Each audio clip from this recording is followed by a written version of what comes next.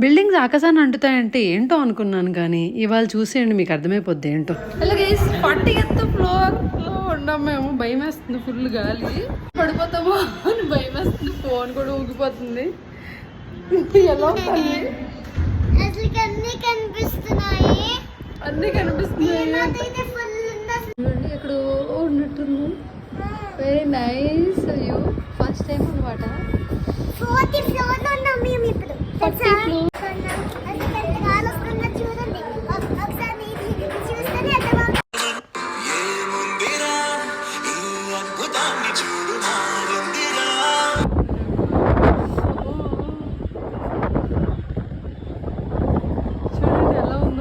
40th floor.